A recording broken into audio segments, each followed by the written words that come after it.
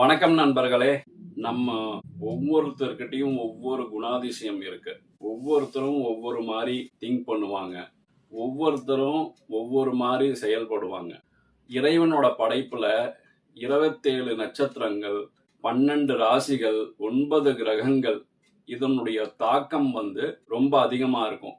இந்த 3 விஷயங்களை பேஸ் பண்ணி தான் ஒருத்தருடைய குணாதிசயங்கள் உருவாகுது. இந்த வீடியோல நம்ம நட்சத்திரங்கள் வரிசையில பரணி நட்சத்திரத்தை பத்தி பார்க்க போறோம். இந்த வீடியோவை கடைசி வரைக்கும் பாருங்க. யார் பரணி நட்சத்திரம் இருக்காங்களோ அவங்களுக்கும் ஷேர் பண்ணுங்க.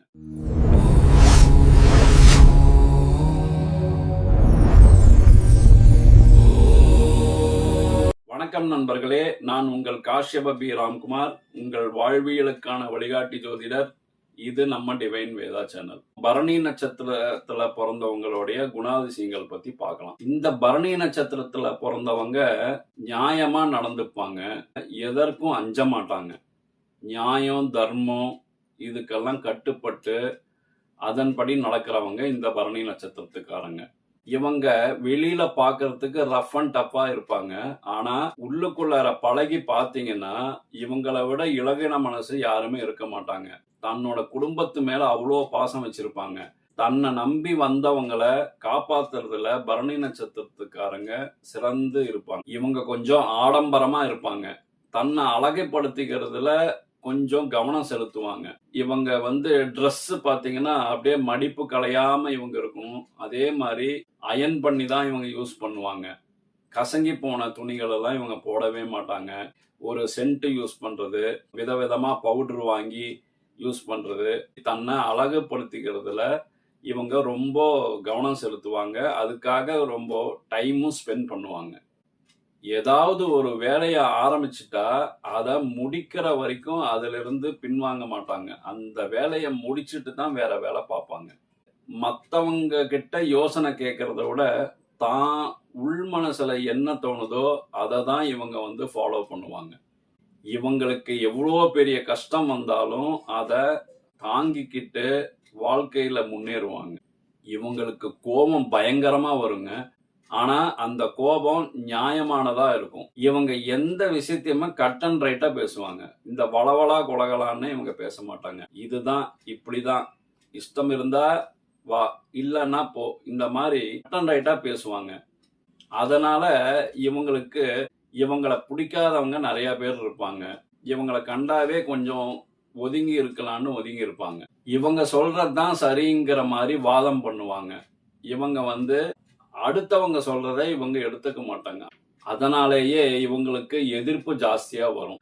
பரணி நட்சத்திரத்தன்னைக்கு ஒரு காரியம் ஆரம்பிச்சோம்னா அது அடுக்கடுக்கா பெருகும். இது நல்லதா இருந்தாலும் சரி, கெட்ட விஷயமா இருந்தாலும் சரி. அதனால ஒரு நல்ல விஷயத்த பரணி நட்சத்திரத்தன்னைக்கு நம்ம ஆரம்பிச்சோம்னா அது படிப்படியா பெருகி நல்ல பலனை கொடுக்கும்.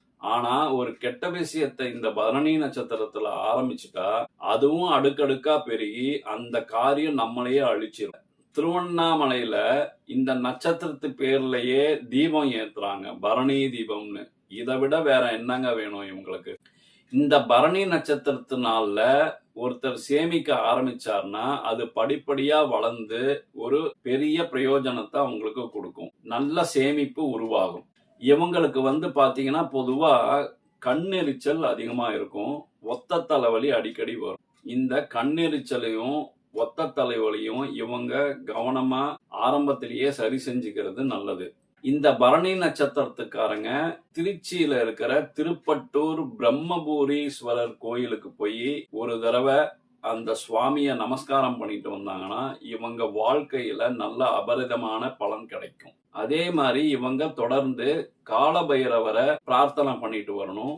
ஒவ்வொரு சனிக்கிழமையும் காலபைரவரை இவங்க வணங்கிட்டு வர்றது இவங்க வாழ்க்கையில நல்ல பலனை கொடுக்கும்.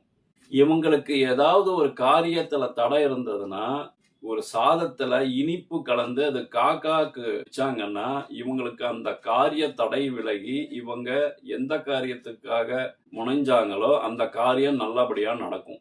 இவங்க ஒவ்வொரு மாசம் வர கார்த்திகை நட்சத்திரத்தன்னைக்கு முருகன் கோயிலுக்கு போய் முருகப்பெருமான பிரார்த்தனை பண்ணிட்டு வந்தாங்கன்னா இவங்களுக்கு பணவரவு நல்லா இருக்கும். இவங்க வாழ்க்கையில இவங்க செய்ய வேண்டியது என்னன்னு பார்த்தா, துர்க்கை வழிபாடு இவங்களுக்கு சிறந்த பலனை தரும்.